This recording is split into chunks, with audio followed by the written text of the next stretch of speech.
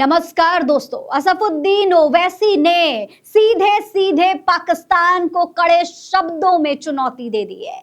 दोस्तों, AIMIM chief असफुद्दीन Owaisi का एक बयान सोशल मीडिया पर वायरल हो रहा है, जिसमें वो अपने दुश्मन देश यानी कि पाकिस्तान को कड़ी चुनौती देते हुए नजर आ रहे हैं।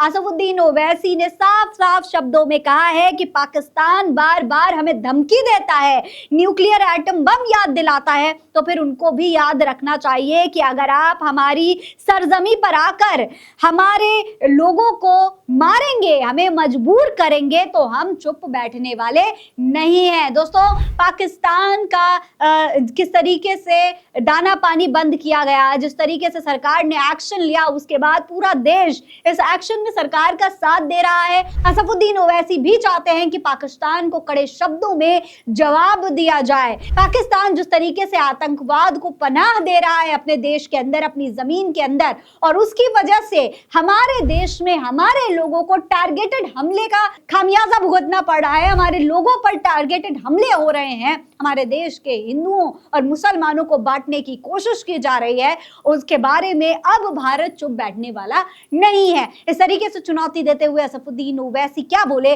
जरा ध्यान से सुनिए। ये बार बार पाकिस्तान ये कहता है कि हम न्यूक्लियर बॉम्ब, हमारे पास से एटॉमिक बॉम्ब है। याद रखिए, अगर आप किसी मुल्क के अंदर जाकर मासूम लोगों को मारेंगे तो कोई भी मुल्क खामोश नहीं बैठने वाला है, चाहे हुकूमत किसी की भी हो।